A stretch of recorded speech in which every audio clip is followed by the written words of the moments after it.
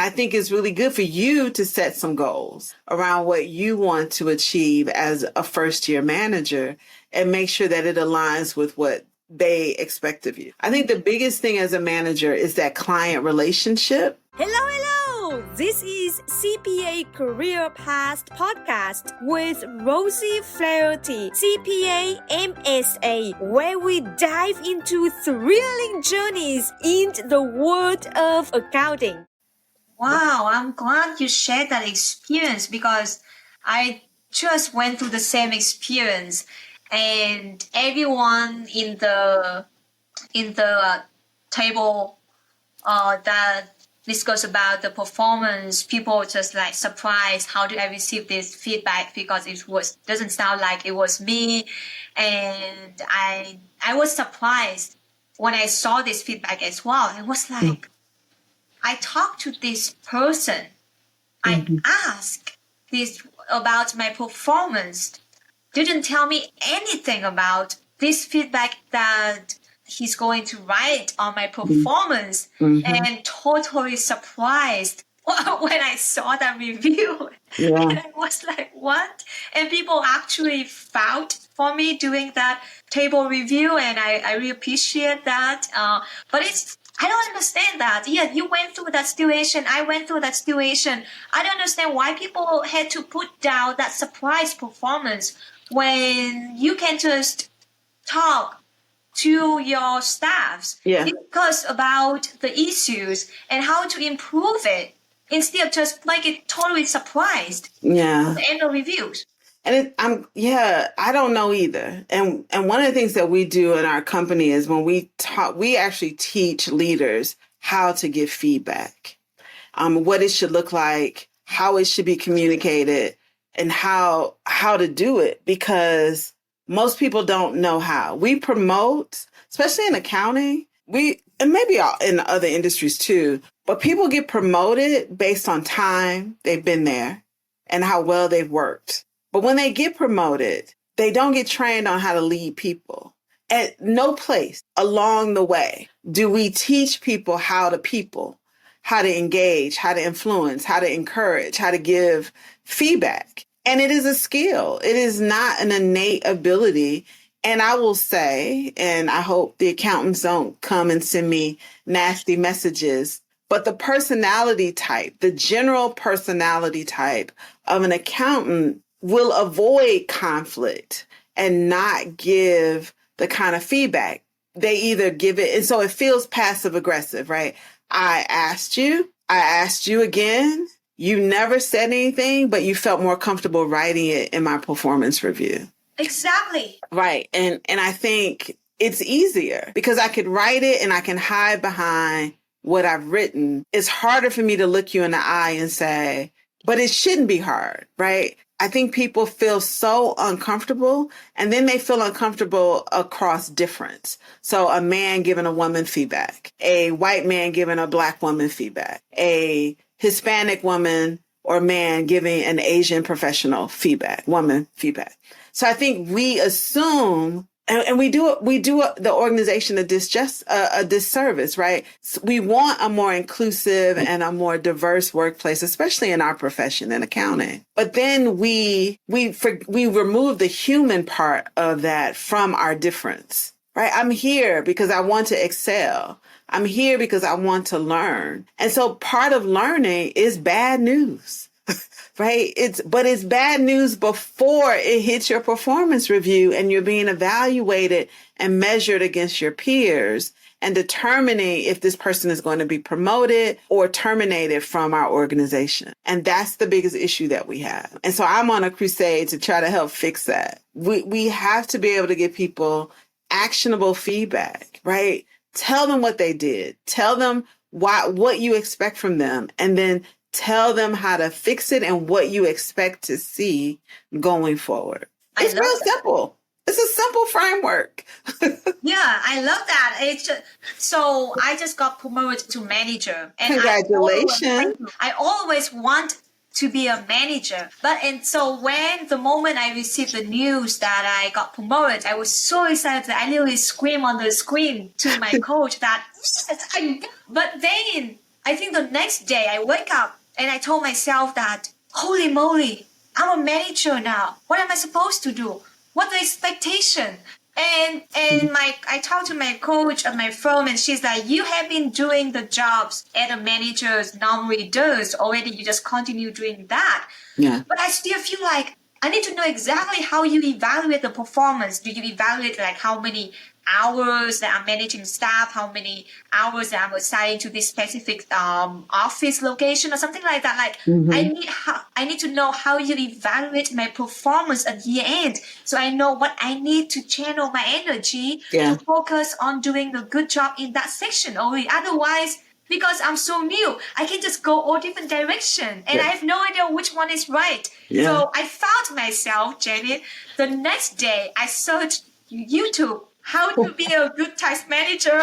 Those videos, I still feel so unsatisfied. I was like, this is what I have been doing. Something's still missing, because all the things they mentioned about, and they said, yeah, I have been doing this. Something's still missing. So I came up to my coach and I asked her, do we have any programs?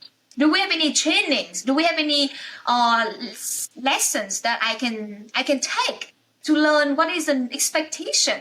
Like, I'm hungry of expectation information because it's so new. Just like you just mentioned, like they don't teach you what the expectation is in the new role. So that's exactly I'm going through now. So this podcast is so timely. I will say the most challenging year, one of the most challenging years, I think, in public accounting is first year manager.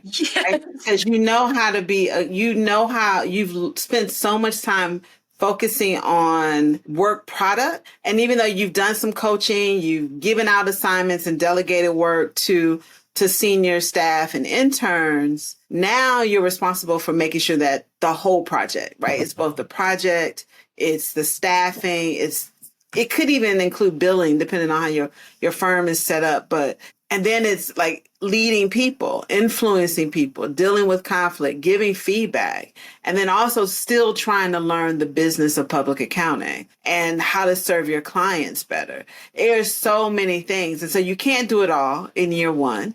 And I think it's really good for you to set some goals around what you want to achieve as a first year manager and make sure that it aligns with what they expect of you. I think the biggest thing as a manager is that client relationship in that first year, and then being able to make sure you know and understand each person that works for you, not just the work they do, what's important to them. I think the people side of leadership is so important in understanding their, what's concerning them, your staff, what is important to them, what do they like, what do they dislike, understanding and being aware of their skills. And if you give someone this assignment, does it take them longer to do it because they hate it, or is it taking longer to do it because they don't know how to do it? Or if you give it to someone else, they love this kind of work. So wait a minute, maybe we should be giving them more of this work because they love it, they thrive in it, they get it done well. And so I think that's the big thing for me when I coach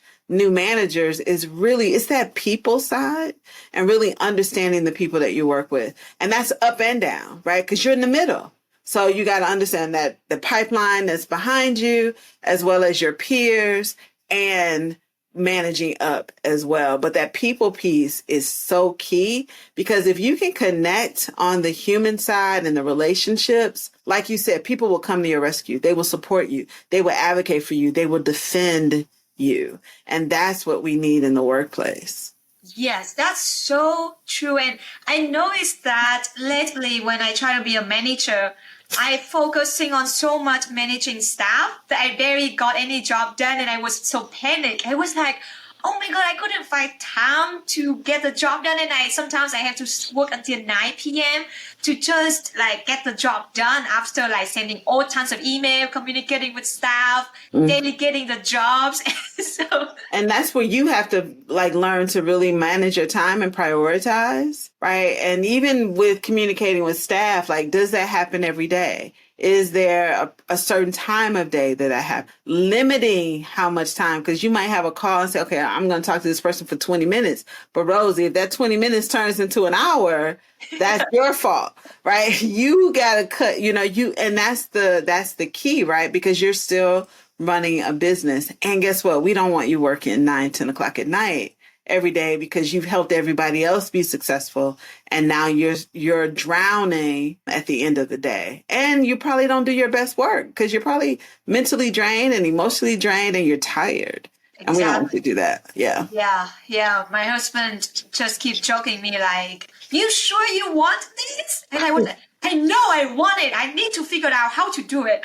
Yeah. And you know what? Just be, right? Don't put so much pressure on yourself because you're going to stress yourself out. And you just made manager. So don't stress yourself out. That's so true. I take all the advice. It's just perfect timing. That's amazing. So back to your career path. After you work at Deloitte for about 5 years, you decide to work at SCNH Group as a senior manager for access allocation before you work at executive recruiters for almost 9 years, almost a decade. No. So a couple of things happened. I left Deloitte and went with another professional from Deloitte to start this practice at SCNH, which was the firm that was based out of Hunt Valley, Maryland. And I did that for just a short period of time. And then I just started doing consulting on my own. And there's the same type of consulting I was doing at Deloitte and SCNH. I just started doing it as an independent contractor. And started, created an LLC.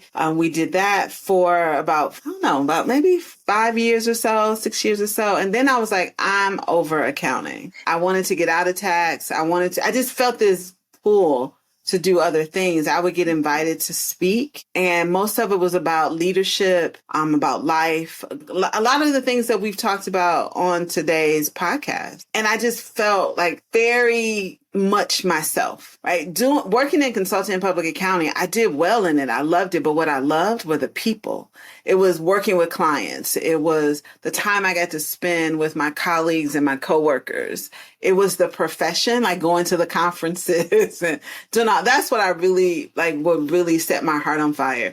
And then I just felt this calling and this pull to go do something else. And I really believe that what I get to do now, as a business owner who leads a team, who works with corporations and partnerships, is really what God called me to do and what I was designed to do. In my bones, I don't have a day where I don't want to do this work. Wow. And so you found your passion.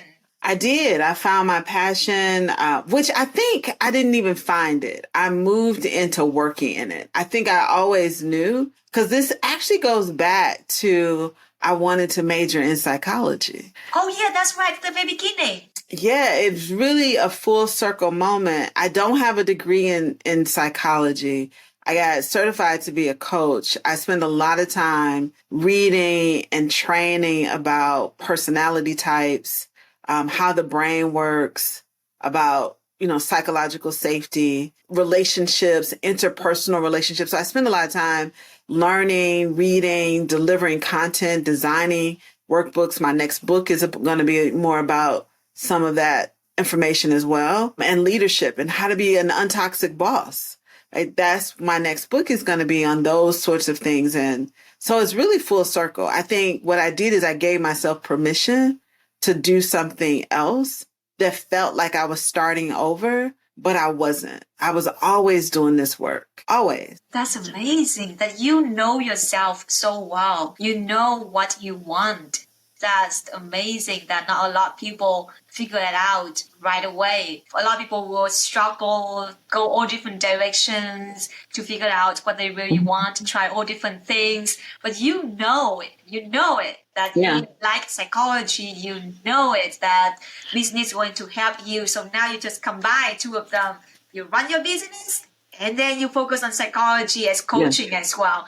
Yeah. That's just amazing. I'm just curious that you were a CPA in public accounting or do all the accounting in your past career. And then when you decide to focus on coaching, you decide to not continue like your CPA license. That a lot of people would say that I already have the CPA license. I would do everything to keep it. I'm not going to lose it. What made you decide to not carry the CPA license? I'm part of a big community of unlicensed or what's the word? What do we call ourselves? You're gonna have to edit this. I forgot. Oh, what do we say? There's a word that we use, but anyway. So yeah, I think for me I knew I was never going to practice again. Like I was okay with that. And I used to always say, if this doesn't work out, I can always go back and do state and local tax. But then I realized that's not what I want. And I don't feel any sense of loss. I don't feel like I've lost anything. I feel like I've gained so much because I get to do what I really, really love to do. And I have other certifications too, right? I took a certification in tax and all of these other things that I did. But I did those because that's the career and what I was pursuing at the time. Now in pursuit of something else. And so I'm okay. That's interesting. I'm just curious that because you talk about psychology, I don't know if this is true, but I want you to confirm that. Is that right? That when you do not want to continue the CPA license because you do not want yourself to go back to that path because you know that you're going to continue this path going forward in the future. So you close that door. So make sure that, no, I'm not coming back. I'm going to just keep moving forward. That was not the intention. Although, I know a lot of recruiters who used to practice that were CPAs and their license are inactive, and other folks that moved into other things. I don't think any of us, because we talk about it, I don't think anybody said, well, because I'm not going back. I think it just kind of happened, right? Because I still go to to training where I could get CPEs. We deliver training that is CPE eligible. I think it's just, I know I'm 10 years removed now too. So I see. That's so interesting that you shared that viewpoint. And I don't know, when you try to talk about this CPA license, it just came back to my mind the first time I met you at AI CPA Engage 2023. I was so impressed with you when you were on that panel talking about, I believe we're talking about women in finance or women in leadership, something like that in 2023 AI CPA Engage. And I was like, wow, she's amazing. And then I think I met you at another event and another time doing that Engage as well. And I was so happy to see you again last November at the AI CPA Women Global Leadership Conference. Yeah. So I always see you at a conference, which I think is so great. I mean, it's a great way to build your network. It's a great way to learn in a very safe environment and to hear new ideas and to talk to people about how they're using this stuff in the workplace. But I think, one of the reasons I stayed so close to the accounting profession is because I really believe that it is a profession that creates social mobility for people. I do believe that the work that we do is important across all the disciplines in the work. And I do believe that I can be a valuable voice in the profession. And I'll say, when you think about if someone has a license that's active or not, I like the fact that I still have influence and I'm able to create conversations, to agitate maybe conversations, create opportunities to help in that way, both as a former practitioner, but also as someone who works very closely with a lot of the firms, right? A lot of the firms are our clients. And so we are able to serve them in that way. But also, I've written articles for the Journal of Accountancy. I've been on the Journal of Accountancy podcast, serving as a committee chair for the Women's Executive Initiative Committee, for the Women's Global Leadership Summit, all of these different areas. And so I think you can even if you switch, right, you move out of the technical work in the profession, you can still stay connected. And that's what I love about our profession. It's oh, you don't have a CPA, so you can't be here. And that's not true. You can still have a very valuable voice in the profession and make an impact. Yeah, that's true. You don't have. Yeah, I know that it is so valuable to be a CPA, but it doesn't mean that you cannot do certain things without being a CPA. Yeah. I like how you put it together. Yeah. And also, I see you super involved with AI CPA. I feel like whenever I join any AI CPA conference, you are there. I like to be in the room. I definitely like to be in a room. And I think there's some amazing people in our profession. And you can say someone's name and 4 or 5 people will know who they are and speak very positively of them. So I That's think it's a great profession. Yeah, we talk a lot about your career and about a lot about this profession. I would love to hear more about your book and your podcast. We just briefly talk about it only during this discussion. Do you have the book next to you that you can I show? think I was just looking for one. Yeah. We have one right here. Here we go. So Yay! this is the book. It's Unstuck and Unstoppable. It is a career book. It's for men and women. You can purchase it on Amazon, and it has very good reviews. And the people who wrote reviews are not my family members. Oh, you said They're not actual buyers and readers. They may have bought the book from us and wrote a review on Amazon, or they bought the book on Amazon. But the book is really designed.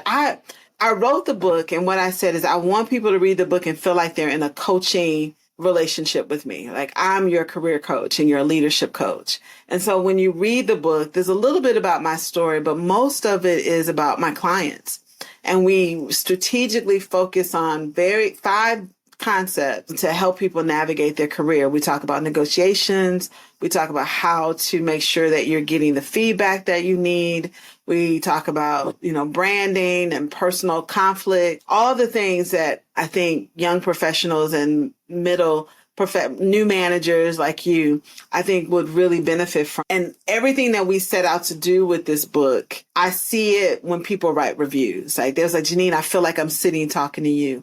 Or I learned something I did not know, and I did exactly what you said to do, and it worked. And so I love to hear that, right? And it's not a book that's based on all years and years of research, and it doesn't read like a science book. It reads like a handbook, and it's very conversational. It's very easy to read, and it's something that you can build a career strategy for a current year, for 5 years. And it's a book you can constantly go back to learn from. So I'm very proud of this work and what I've been able to accomplish and the people we've been able to impact. We've sold this book to many companies, have purchased this book for their employees. So, Robert Half, Eli Lilly, Crow.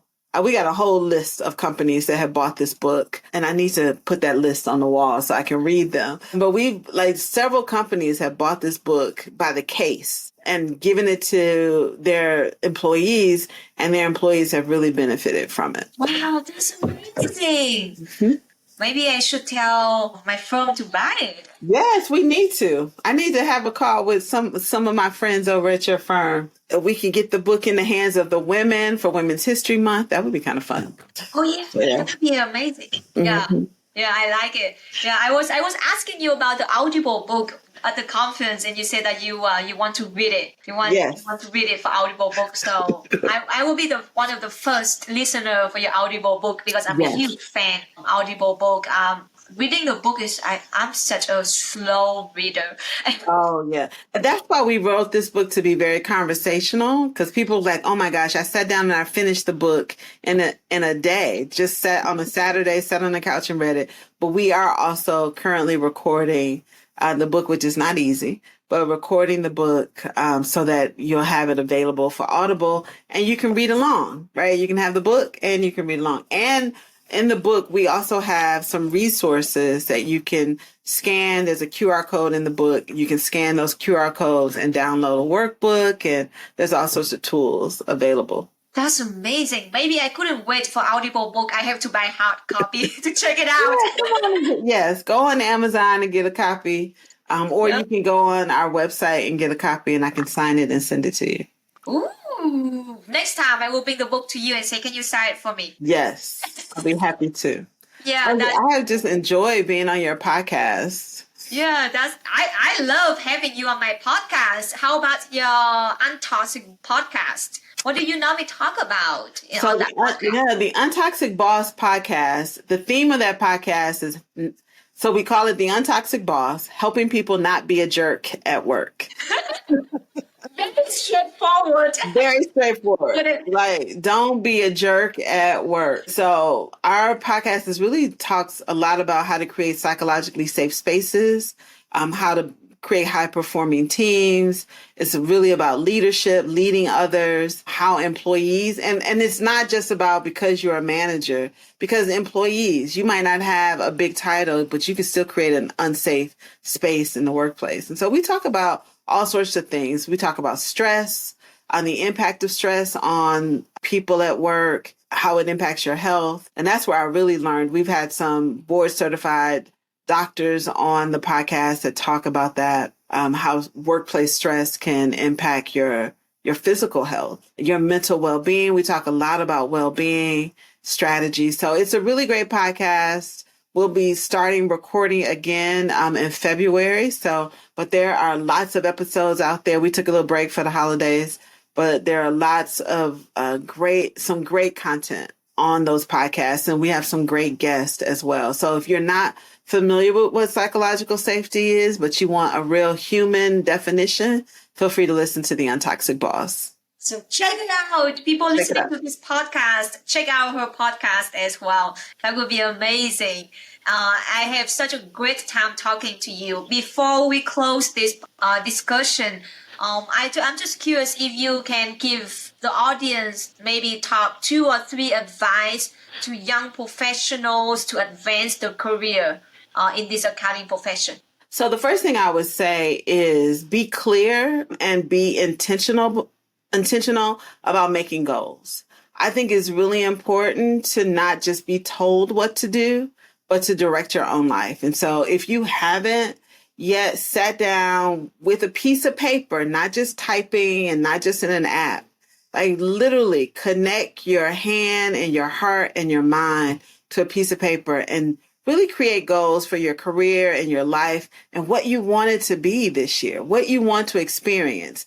I think that sets in motion what you will be and what you will have. And it also help you when you start to feel distracted, like you're being pulled in different directions. I think we don't spend enough time writing our goals and going back and looking at them and say, hey, this is what I want to do. Even if it's like, hey, I want to go to Italy this year, put it down on paper.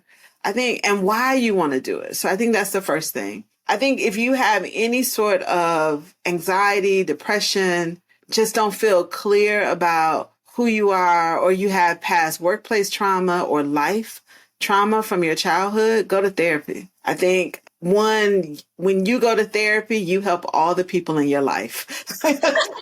You do. It's not just for you. It's for everyone that you encounter. And I think that's really important. And then I think celebrate would be my third thing.